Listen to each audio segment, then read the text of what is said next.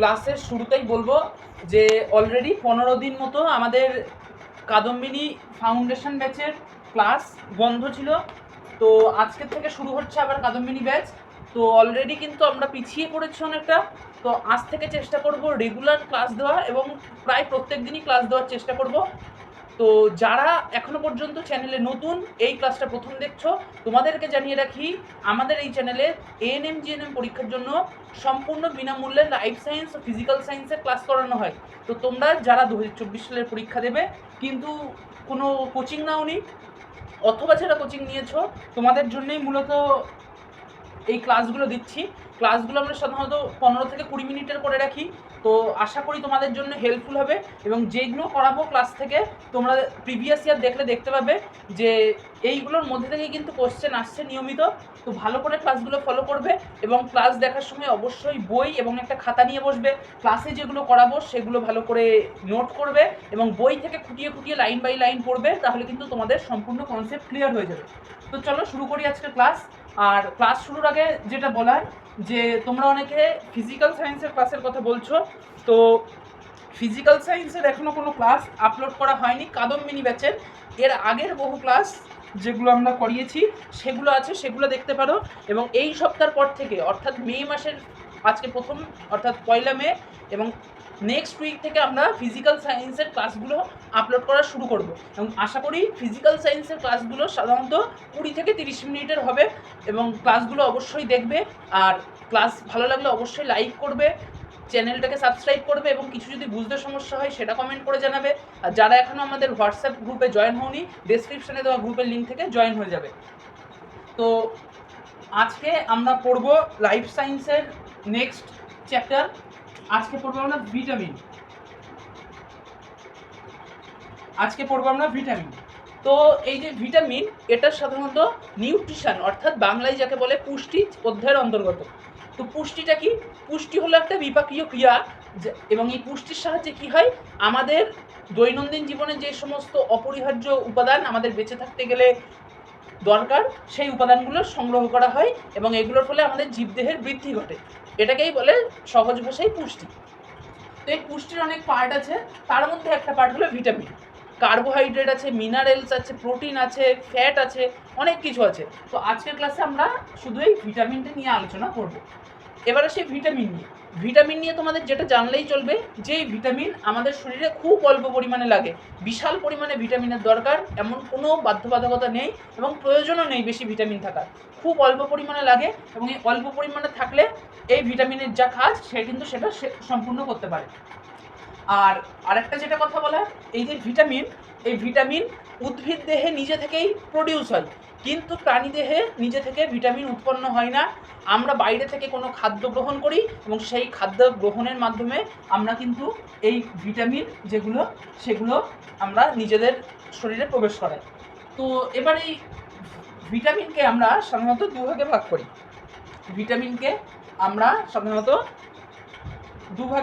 করি। তো এই যে ভিটামিন, এটাকে আমি এখান থেকে লিখছি। ভিটামিনকে আমরা দুভাগে ভাগ করি, একটা জলে দ্রাব্য আর একটা হলো তেলে দ্রাব্য। জলে দ্রাব্য আর তেলে দ্রাব্য। তো পরীক্ষার অনেক সময় কোশ্চেন দেয় অথবা এভাবেও দিতে পারে যে নিচের ভিটামিনগুলির মধ্যে কোনটি জলে দ্রাব্য বা কোনটি তেলে দ্রাব্য, সেগুলো অপশান চুজ করো। বিশেষ করে ক্যাটাগরি 2-তে এই ধরনের কোশ্চেন আসতে পারে। তো এই জলে দ্রাব্য তেলে দ্রাব্য অনেকে ঘুলিয়ে ফেলো, তোমাদের জন্য সহজে বলে দিচ্ছি। জলে দ্রাব্য vitamin P, vitamin C, vitamin B, এগুলো হলো জলে দ্রাব্য। আর তেলে দ্রাব্য হলো ভিটামিন এ, ডি, ই আর ভিটামিন কে, এগুলো হলো তেলে দ্রাব্য ভিটামিন। তাহলে এবার পরীক্ষায় যদি প্রশ্ন দেয় যে কোনটা তেলে দ্রাব্য কোনটা জলে দ্রাব্য, বুঝবে কি করে? সহজে একটা ট্রিক্স বলে দিচ্ছি। আমি যেভাবে এটাকে মনে রাখতাম বা এখনো মনে রাখি, জলে দ্রাব্য কি? জলে দ্রাব্য হলো ফিজিক্স, কেমিস্ট্রি, বায়োলজি, এইভাবে মনে রাখবে জলে দ্রাব্য। তাহলে জলে দ্রাব্য পিসিবি অর্থাৎ ভিটামিন পি সি বি এর শর্ট ট্রিক্স হলো ফিজিক্স, কেমিস্ট্রি, বায়োলজি। আর তেলের দ্রব্য কোনটা? তেলের দ্রব্য হলো ADEK। এটাকে যদি সহজে আমরা মনে রাখি এদিকে ADEK,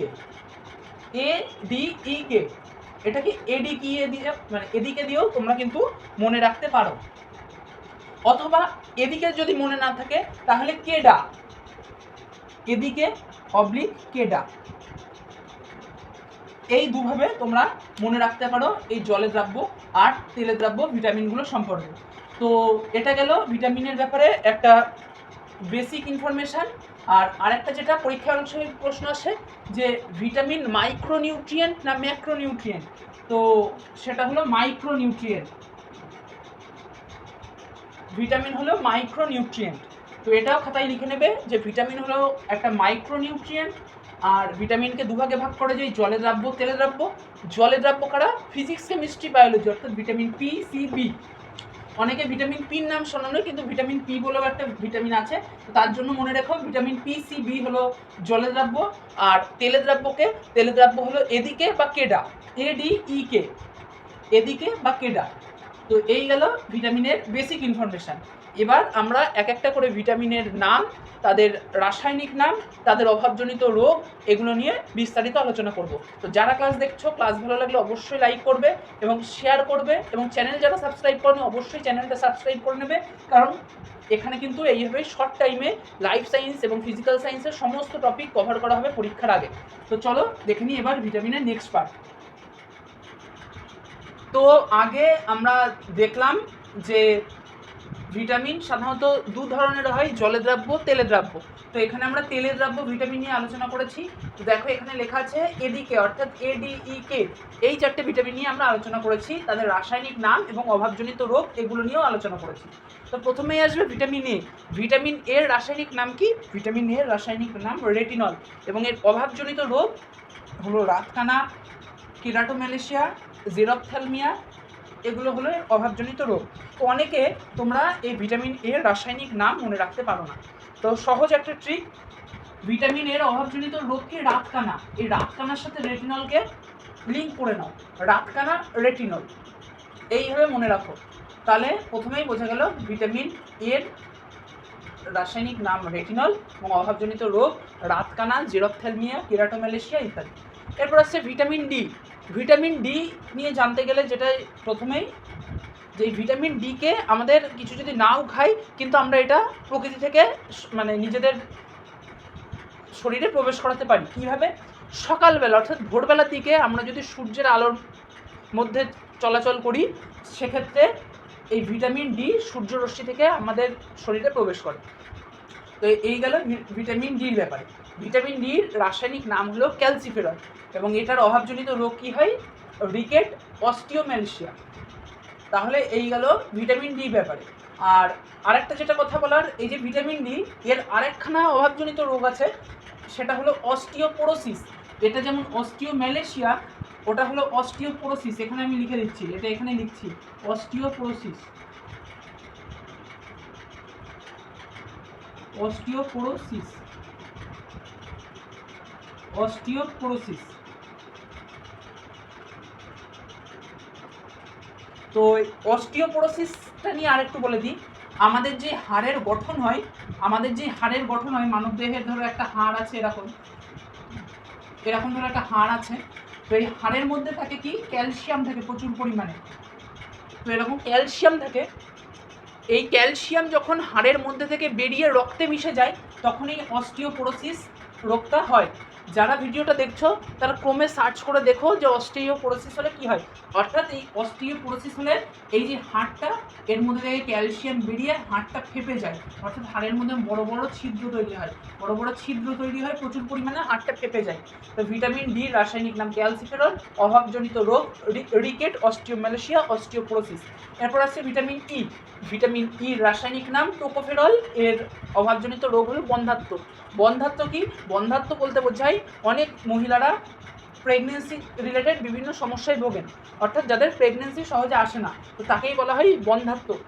ভিটামিন ইর অভাবে এই বন্ধ্যাত্ব রোগটি হয়। এরপর আসবে ভিটামিন কে, ভিটামিন কে রাসায়নিক নাম হলো ফাইলোকুইনন, এর অভাবজনিত রোগ হলো হিমোফিলিয়া। হিমোফিলিয়া কি? এই হিমোফিলিয়া রোগ হলে আমাদের শরীরের যে সাধারণ রক্ততঞ্চন ব্যবস্থা, এই রক্ততঞ্চন ব্যবস্থা সম্পূর্ণরূপে ধ্বংসপ্রাপ্ত হয় এবং তার ফলে কি হয়, যখন আমাদের শরীরে কোথাও কেটে যায় তো সেখান থেকে রক্তপাত বন্ধ হয় না এবং রক্তপাত বন্ধ না হলে অধিক রক্তক্ষরণের জন্য রোগীর মৃত্যু ঘটে। তো এই গেল তেলে দ্রাব্য ভিটামিনের বেসিক ইনফরমেশান। যারা ক্লাস দেখছো তাদেরকে বলবো স্ক্রিনশট তুলে নাও, অথবা যাদের কাছে বই আছে বই দেখে পড়ে নেবে। এখান থেকে ভিটামিনের নাম, রাসায়নিক নাম, অভাবজনিত রোগ এগুলো পড়লেই হবে। আর যদি পারো যে এই ভিটামিনগুলোর কাজ কী আর উৎস কোনগুলো সেগুলো যদি পড়ে নিতে পারো তাহলে আরও ভালো হয়। তো সেগুলো পড়ে নেবে, কিন্তু আশা করি এর মধ্যে থেকেই কোশ্চেন চলে আসবে। তো এই গেল তেলে দ্রাব্য ভিটামিনের ব্যাপার। এরপর আসবো আমরা জলে দ্রাব্য ভিটামিনের ব্যাপার। তো চলো দেখে নিই জলে দ্রাব্য ভিটামিনগুলো সম্পর্কে। তো এবার আমরা জলে দ্রাব্য ভিটামিন নিয়ে আলোচনা করব। তো এর আগে আমরা তেলে দ্রাব্যগুলো করেছি, এবার করব জলে দ্রাব্য ভিটামিন নিয়ে আলোচনা। তো ওখানে ভিটামিন যেগুলো জলে দ্রাব্য সেগুলো নিয়ে আমরা জেনেছি কি পিসিবি। এই পিসিবি হলো জলে দ্রাব্য ভিটামিন। তো পিসিবির ক্ষেত্রে সবার প্রথমে আমরা আলোচনা করব বি দিয়ে। তো এই যে ভিটামিন বি, এই ভিটামিন বি হলো অনেকগুলো ভিটামিনের সমষ্টি, তার জন্য এই বিকে বলা হয় কমপ্লেক্স। ভিটামিন বি কমপ্লেক্স দিয়ে টোটাল বি গ্রুপটাকে কিন্তু ডিনোট করা হয়। তো এই ভিটামিন বি কমপ্লেক্সের মতো অনেক ভিটামিন আছে, তো সেগুলোই এক এক করে এবার আলোচনা করব। প্রথমেই আসবে আমাদের vitamin B one. Vitamin B one এর রাসায়নিক নাম থায়ামিন এবং এর অভাবজনিত রোগ বেরিবেরি। নেক্সট চলে আসবে vitamin B two. Vitamin B two রাসায়নিক নাম রাইবোফ্লাভিন, এর অভাবজনিত রোগ চিলোসিস। এরপর আসবো ভিটামিন বি থ্রি। বি থ্রির রাসায়নিক নাম নিয়াসিন, অভাবজনিত রোগ পেলেগ্রা। এরপর যেটা আসবো যে সেটা হলো vitamin B six. Vitamin B সিক্সের রাসায়নিক নাম পাইরোডক্সিন এবং অভাবজনিত রোগ অ্যানিমিয়া। এরপর আসবে ভিটামিন বি টুয়েলভ, যেটা পরীক্ষার জন্য অত্যন্ত ইম্পর্টেন্ট। এবং এই ভিটামিন বি টুয়েলভ এটাকে তোমরা পাশে লিখে রাখবে, এখানে স্টার্ট দিয়ে রেখেছিলাম। এই ভিটামিন বি টুয়েলভের রাসায়নিক নাম সায়ানোকোবালামিন। তো এই ভিটামিন বি টুয়েলভকে সায়ানোকোবালামিন বলা হয় এবং এর একটা বিশেষ বৈশিষ্ট্য, এই ভিটামিন বি টুয়েলভে কোবাল্ট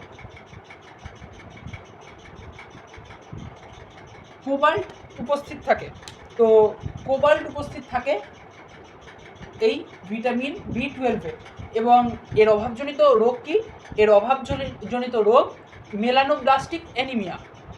তো এই গেল ভিটামিন বি টুয়েলভ নিয়ে। এরপর আসবো vitamin B nine. Vitamin B নাইনের আরেকটা নাম ফলিক অ্যাসিড। এই ফলিক অ্যাসিডের অভাবে কি হয়? খাদ্য পরিপাকে সমস্যার সৃষ্টি হয়। এরপর আসবো ভিটামিন সি।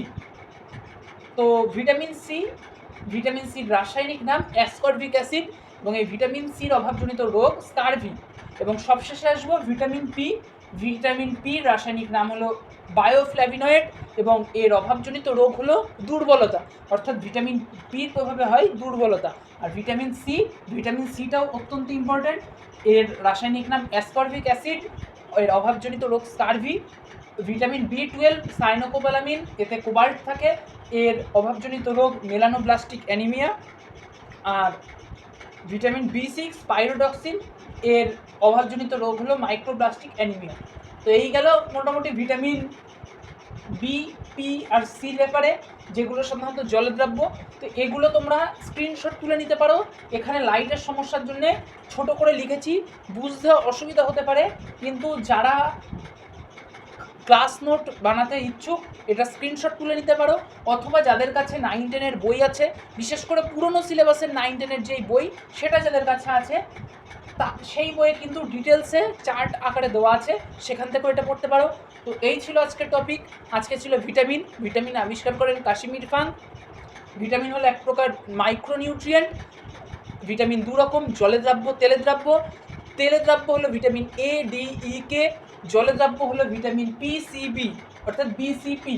তো এইগুলো হলো ভিটামিন নিয়ে মানে বেসিক কনসেপ্ট, এবং তারপর বিভিন্ন ভিটামিনের রাসায়নিক নাম, অভাবজনিত রোগ এইগুলো নিয়ে আলোচনা করেছি। তো আজকের ক্লাসটা এই পর্যন্ত। নেক্সট ক্লাসে এই নিউট্রিশনের যে অন্যান্য পার্ট সেগুলো আসবে। তো ক্লাসটা ভালো লাগলে অবশ্যই লাইক করবে, কোথাও যদি বুঝতে সমস্যা হয় সেটা কমেন্ট করবে।